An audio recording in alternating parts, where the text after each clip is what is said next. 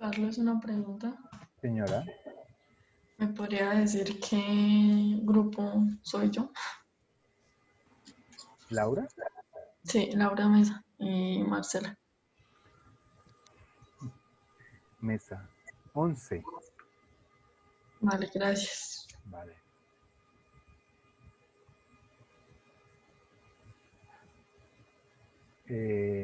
Bueno, les voy a compartir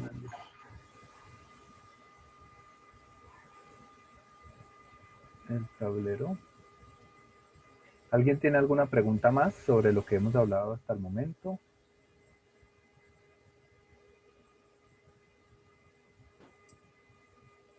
Nada. Bueno, listo. Entonces, como siempre, tratando de, digamos, de añadir algo desde la perspectiva teórica y por ahora en grupo, vamos a hablar sobre algunos temas importantes. Eh, Vamos a hablar primero que todo de la tipología.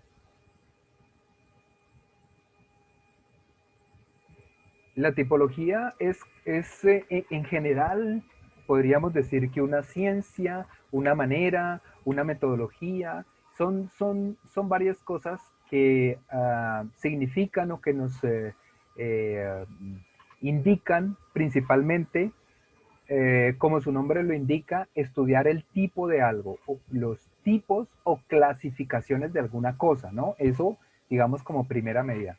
Bueno, ¿qué pasa con las cámaras? Estoy solo, prácticamente. Y la gente también, faltan hartísimos. Después, nadie me dijo que era tipología, no sé qué.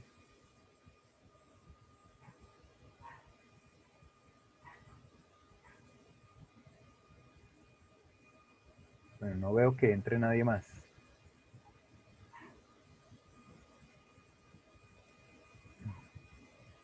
Entonces, hablábamos de la tipología como una posibilidad de ciencia o metodología de aproximación a las cosas para como clasificar, entender a qué clase pertenecen o de qué manera están configuradas. Y esto lo podemos, digamos, realizar, analizar o ver desde una perspectiva, por ejemplo, artística, ¿no? Entonces podemos analizar la tipología, no sé, de un cuadro. Podemos analizar la tipología de la escritura de un texto, por ejemplo. Podemos la tipología, el tipo, la característica de algo, ¿no? Es como la clasificación. En arquitectura también, digamos que podemos asumirlo desde diferentes perspectivas. Podemos asumirlo desde todas las perspectivas, de hecho, que componen la arquitectura. Por ejemplo, desde la perspectiva o desde la o desde el elemento estético, que por supuesto es una parte súper importante dentro de la arquitectura, ¿no? La parte estética es una de los hechos que configuran un edificio, ¿no? Entonces, desde lo estético nosotros podemos analizar la tipología. ¿Qué quiere decir? Que podemos ver si, por ejemplo, analizarlo y es como ir un poco más allá de reconocer la composición como elementos primarios, principios de composición, principios ordenadores, e ir más allá y analizar la estética del edificio desde la arquitectura. Entonces, sin olvidarnos de los principios de composición, del ritmo, de la modulación, de todo lo que vimos en primer semestre, tenemos que ver ya, digamos, la parte del edificio y su configuración final. Entonces, nosotros podemos decir, no, tiene un ritmo en las ventanas y tiene una división y multiplicación en no sé qué cosas y tal, y si está configurado.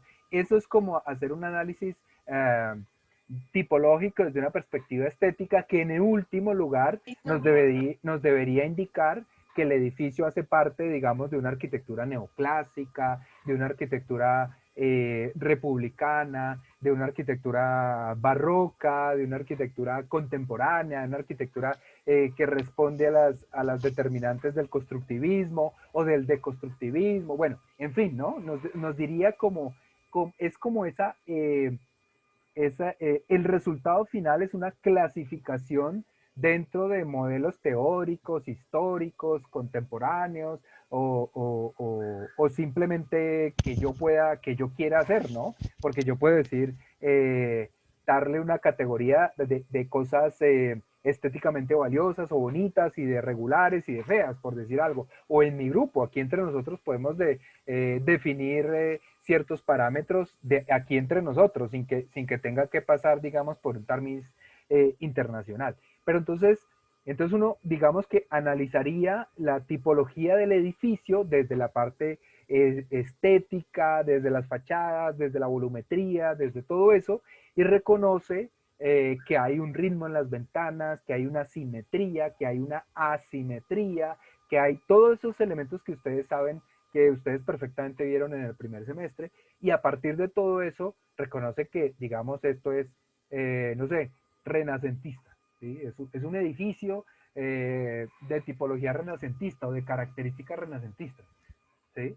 No sé si ustedes, digamos ya a estas alturas del partido, algunos, pues sobre todo los que están en cuarto o en tercero, reconocen qué significa, eh, qué significa la arquitectura, no sé, neoclásica.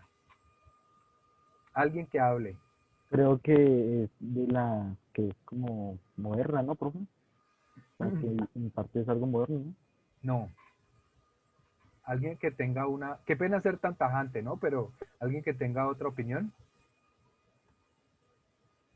Piensen en la palabra, así como empezamos por el tipo en tipología, ¿no? También en la arquitectura neoclásica, pues ahí encuentra la respuesta. Casi que es autológica la pregunta. El nuevo clasicismo. Pero, no, es occidental, ¿no? Stephanie, Occidental. bueno, ¿cómo? Occidental, no, no. Neoclásica, dije. Es una Pues, categoría pues, occidentalista. Carlos, hasta donde me acuerdo fue el haber retomado como los principios de construcción que se tenían en la arquitectura clásica, retomarlos y reacomodarlos a las necesidades que se presentaron más adelante. Sea Pero que eso fue después de la Edad Media.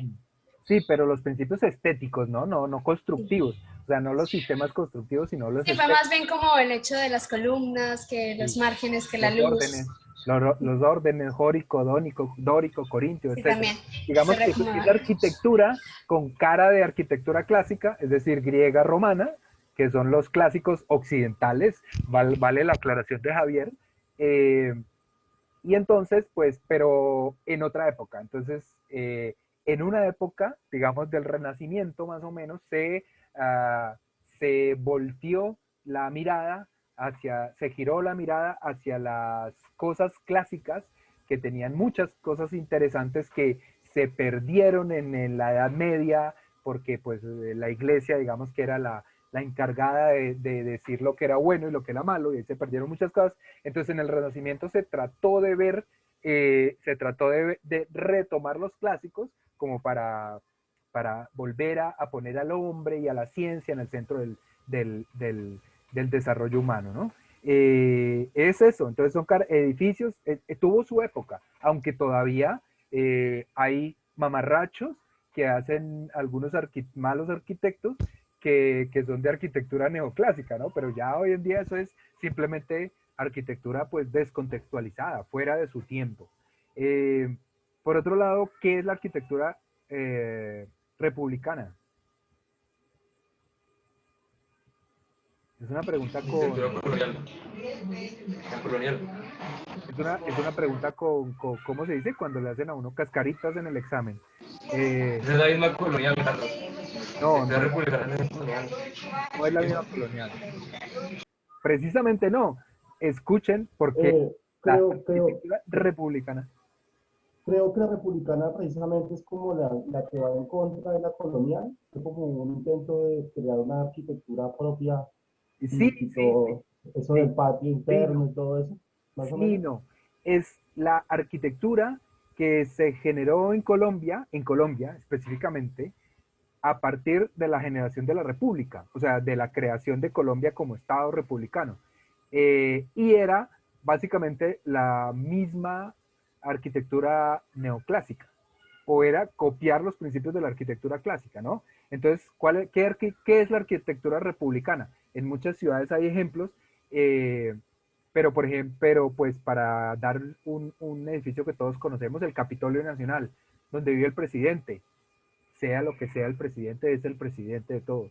Pero ahí donde vive, entonces ustedes pueden ver un ejemplo de arquitectura republicana, o sea, de la época en que más o menos empezó a surgir Colombia como república, y la moda en ese tiempo, o aquí en Colombia, fue, eh, digamos, como copiar a los clásicos. Así que la arquitectura republicana es una arquitectura neoclásica también, ¿no? Tiene ese corte, tiene ese estilo de simetría, de columnas, de órdenes básicas, principalmente jónicos, pero también corintios, cuando en los más adornados, etcétera. Bueno, entonces eso era como ahí como a manera de chisme, porque es tema de otras asignaturas, pero bueno, también la tipología puede estar dada desde un punto de vista constructivo, ¿no? Como decía la compañera Daisy, pues uno puede analizar la tipología constructiva. ¿Cuál es la tipología constructiva que se puede utilizar en un edificio? Bueno, hay múltiples, pero puede ser, por ejemplo, la más conocida, que son pórticos, ¿no? Entonces, una estructura aporticada es el sistema constructivo, pero también hay unos ladrillos que tienen unos huecos en los que, digamos que el ladrillo mismo es la estructura, ¿no? Entonces, este tipo de estructura se llama, ¿cómo se llama? ¿Quién me dice? Que no tiene Mampostería reforzada. eso, que no tiene vigas ni columnas, sino que la mampostería es básicamente la estructura, entonces es un sistema constructivo en mampostería estructural, ¿no? Carlos, ¿usted está mostrando algo? No. ¿Cómo? Claro que sí, yo estoy aquí rayando como un tonto y no les he compartido la pantalla, qué vergüenza con ustedes. Sí, sí estoy mostrando, ¿lo ven? Estoy escribiendo. Ahora sí. Mamarrachos, lo siento, pensé que ya lo había... Yo sí decía, qué raro que Carlos explique sin rayar. Sí, no, qué pena con ustedes. Bueno, entonces tenemos la tipología, las tipologías desde una perspectiva constructiva, desde una perspectiva del sistema constructivo, por ejemplo.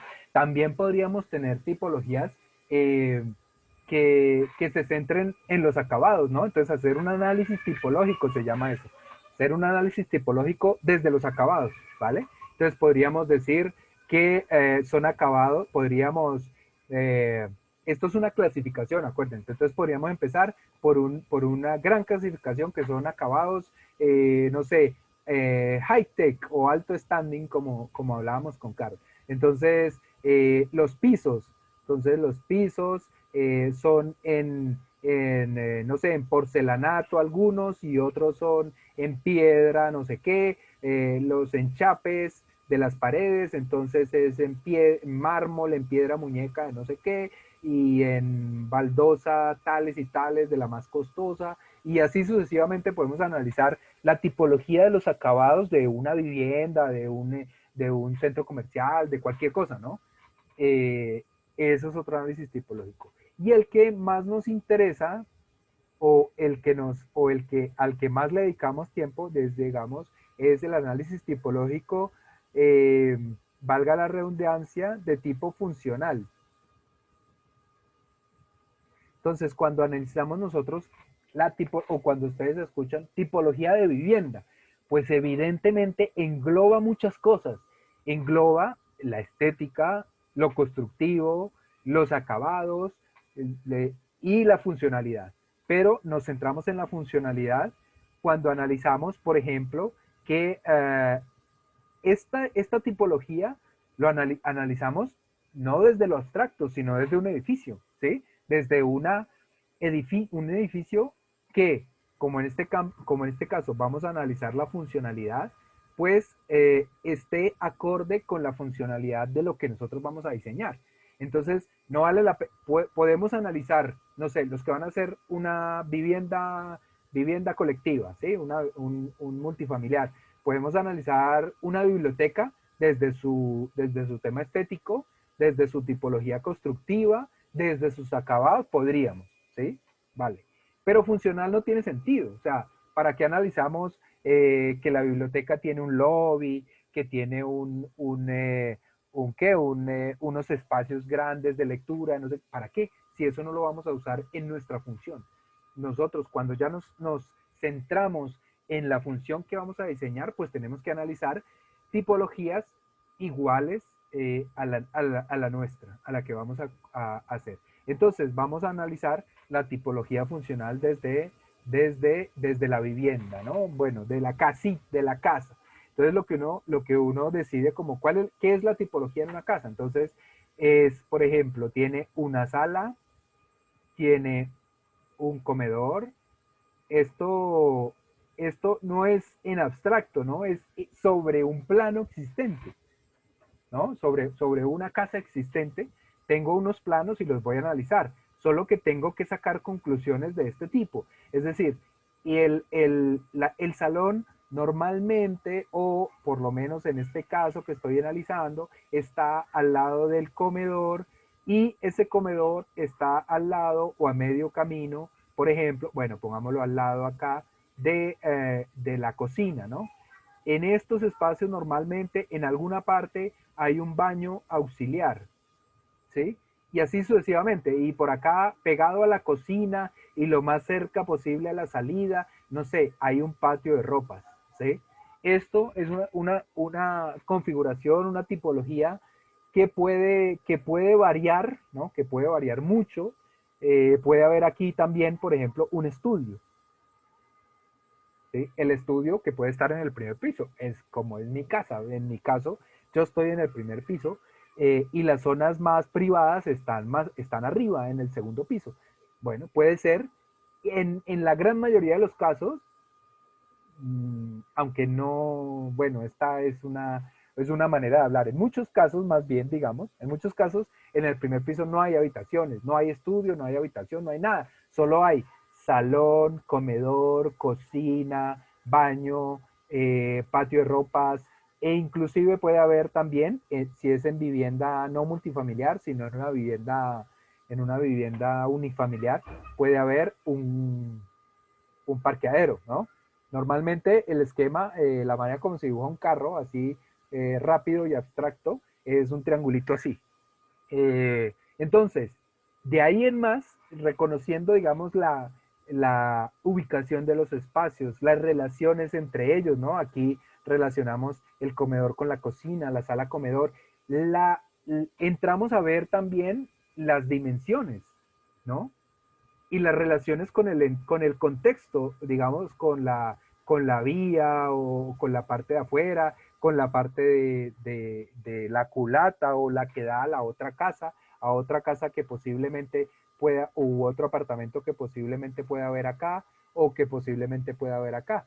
Entonces, en ese sentido, no, pues la sala suele estar hacia el acceso, la cocina en algunos casos está hacia la parte posterior, pero hay otros casos en los que está adelante, también los tamaños y la relación entre los tamaños con ellos mismos, ¿no? Es decir, yo no por nada, no por nada dibujé este tamaño de sala versus este tamaño de comedor versus este tamaño de cocina. No quiere decir que, por ejemplo, las personas o el cliente, nosotros tenemos, uno de ustedes tiene un cliente que hace repostería y no sé qué, pues obviamente o posiblemente la cocina sea un centro más importante en la casa que en una casa convencional. Entonces, la proporción con respecto a los demás espacios puede que no sea esta, ¿sí? Puede que no sea esta que yo estoy dibujando. Vean que estoy dibujando el salón más grande que el comedor, más grande que la cocina, ¿sí? Eso es lo que suele suceder y eso es lo que ustedes van a encontrar, pero puede que me equivoque y que encuentren otras cosas diferentes. Bueno, ahí ya entra en el análisis de cada uno y lo que escoge para analizar, ¿no? Y los espacios, y estos espacios son relativamente subjetivos en su tamaño, sino que no suele haber, digamos, una sala gigante o una sala miniatura y un comedor gigante. Eso no suele darse, ¿no? No es muy útil porque la sala tiene mayor probabilidad de usabilidad, de cantidad de gente en ella, pero no es digamos, una camisa de fuerza. Puede que en mi casa lo que más me interesa en la vida es que toda mi familia, grande y pequeña, venga a comer, y ahí es donde desarrollamos la actividad de todos los domingos y es la que más me gusta y la que más me interesa. Por tanto, yo quiero una casa con una sala pequeñita porque solo entro yo a ver la televisión por la noche y no sé qué, pero el comedor, en cambio, ahí está toda la familia y terminamos de comer y ahí jugamos cartas y terminamos de jugar cartas y ahí hacemos las 11 o la medias nueve, como sea que se llame en su lugar de vivienda y ya, ¿sí? Entonces, pero lo normal es que la sala tiene mayor usabilidad y por tanto mayor tamaño, el comedor uno menor y la cocina pues es un elemento ya más técnico que depende básicamente de los elementos que van dentro de la cocina, ¿no? Dentro de la cocina, y bueno, eso ya lo veremos en mayores discusiones más puntuales, pues básicamente existe un mesón de 60 centímetros, un espacio de recorrido libre, pues, que la gente tiene que poder caminar de entre 70 y un metro aproximadamente, ¿no? Entre 70 centímetros y un metro, la nevera, y en este mesón pues podemos incluir ya casi en todos los casos la estufa, el lavaplatos y todas estas cosas, ¿no? La nevera digamos que sí iría aparte y así. Este espacio responde a una configuración que tiene que ver mucho con los electrodomésticos, con los objetos técnicos que se ponen allí. Lo mismo, por ejemplo, el tema del parqueadero. Un parqueadero no es, ay, que yo lo quiero hacer grande o pequeño o bonito. Lo puedo hacer como a mí me dé la gana, siempre que quepa el carro, por ejemplo, ¿sí? Siempre que el carro esté el carro, o si es un parqueadero de moto, entonces la moto, si es un parqueadero de bicicleta, entonces la bicicleta, pero responde a unas determinantes técnicas. Entonces, yo lo que en un parqueadero de carro, lo mínimo que tengo que hacer son 250, es todo lo mínimo, por 5 metros, ¿no? Entonces, de ahí en más, yo puedo hacer que además de garaje, de meter un carro simplemente, también puede hacer un taller, que la persona pueda tener ahí cosas o un espacio de juegos en el mismo salón, ¿no? Como ve uno en Estados Unidos, que el garaje también es como el cuarto de herramientas y no sé qué. Bueno, eso lo puedo hacer siempre que cumpla los estándares mínimos del 250 por los 5 metros que es el espacio que necesita un carro.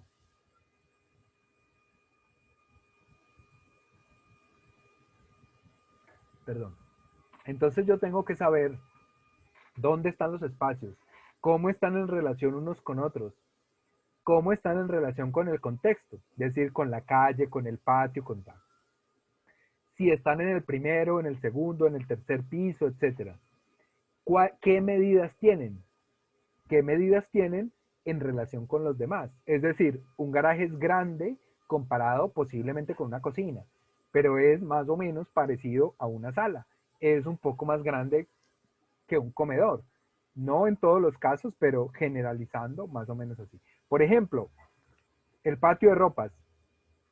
El patio de ropas, que en un apartamento es un chiste, es una cosa ridícula, pues responde principalmente a elementos tecnológicos, a dos, a tres, lavadora, secadora y un lavadero, que en algunos casos ya no hay ni siquiera lavadero. Y en algunos casos lo de la secadora tampoco se usa mucho aquí en Colombia, pero bueno, digamos que esos son los elementos que pueden ir ahí. Y unas cuerdas o algo para colgar la ropa si es que no hay secadora. Entonces, normalmente pueden ser unas miniaturas ahí y ahí se hace todo. Bueno, si tienes secadora y lavadora, no hay mayor problema, lo haces eventualmente y no necesitas más espacio. Se ha ido reduciendo poco a poco a un espacio simplemente funcional.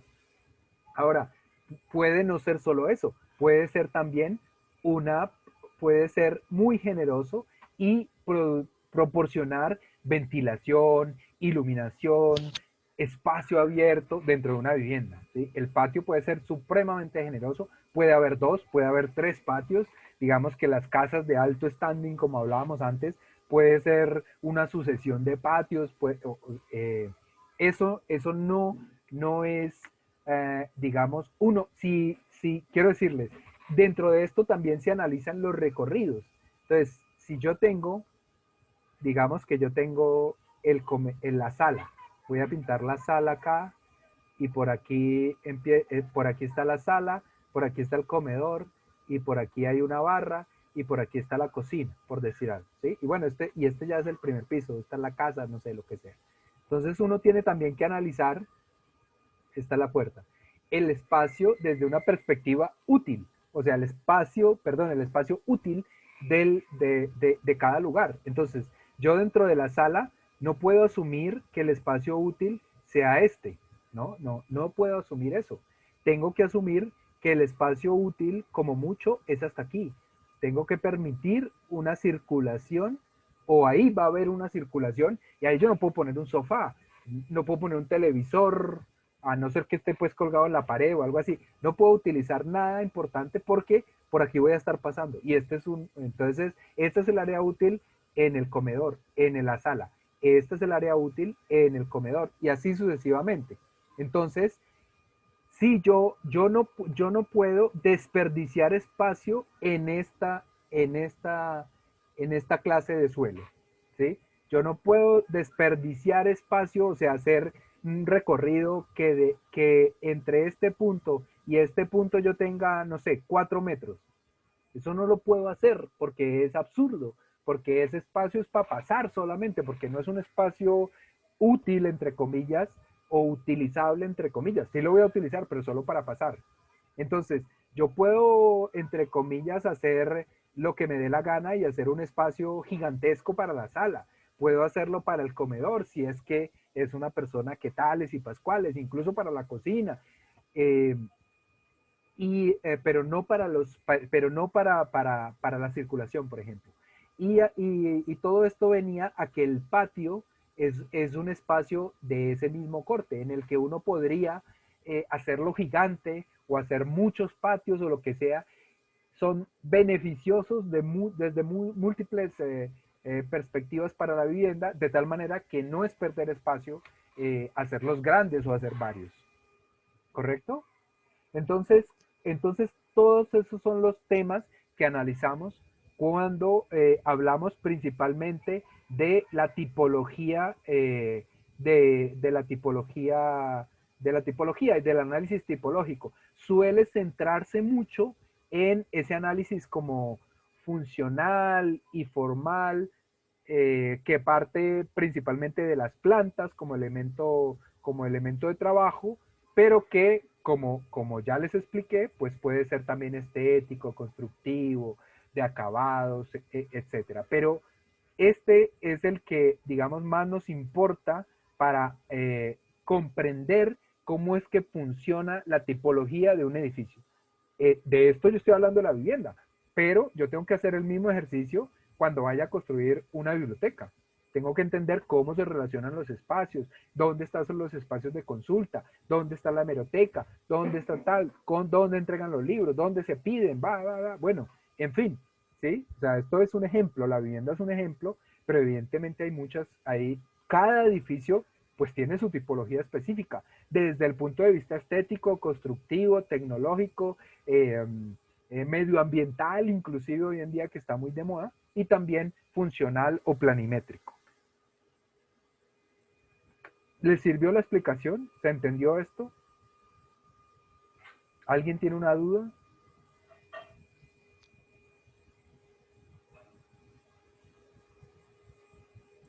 No, nada. Los referentes que vamos a elegir son de acá mismo de Colombia, ¿no? No necesariamente. Preferiblemente viviendas o edificios multifamiliares de un carácter paradigmático, o sea, que sean modelo a nivel mundial. Entonces, pues en Colombia sí hay, pero hay más en otras partes donde tienen más plata y donde tienen más desarrollo, ¿no? Pueden usar, o sea, el referente debe ser por lo menos uno internacional y uno local. Lo importante es que tengan mucha información sobre eso, sobre el referente, porque lo vamos a analizar desde esta perspectiva. Entonces, si no tienen los planos, ¿cómo lo analizan? ¿Cómo saben, digamos, qué espacios tiene, cuánto miden, etcétera? Entonces, es muy importante. Y esto lo vamos a desarrollar, ya que hablas de referente, lo vamos a desarrollar a partir de una guía. O sea, yo les voy a entregar como un documento guía, ¿no? Un documentico que dice qué es lo primero que hay que ver, qué es lo segundo, cómo lo plasmen, etcétera, para facilitarles de alguna manera el trabajo, pero que se vuelve obviamente de carácter obligatorio.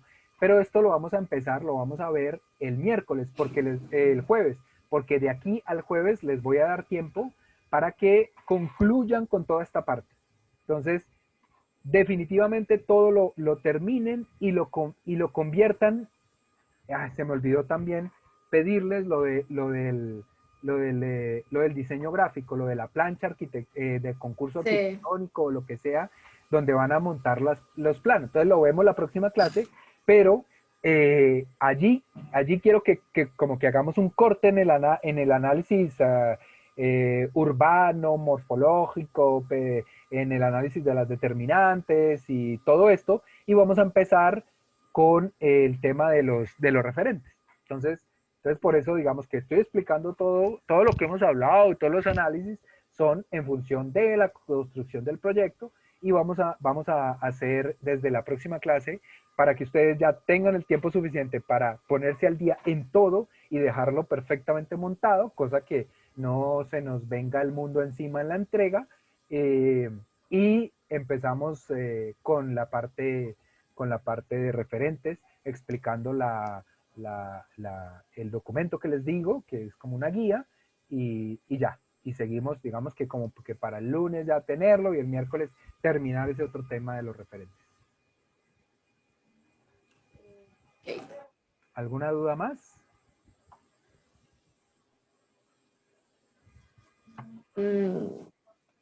¿No? Bueno. Quiero no... Carlos, o sea es que se entrecortó un poco, pero entonces, de aquí al lunes, no, de aquí al jueves, sí. Debemos ya tener terminado todo lo que vimos hasta hoy, ¿sí? Sí. Con lo del usuario y todo, ¿sí? Sí, todo.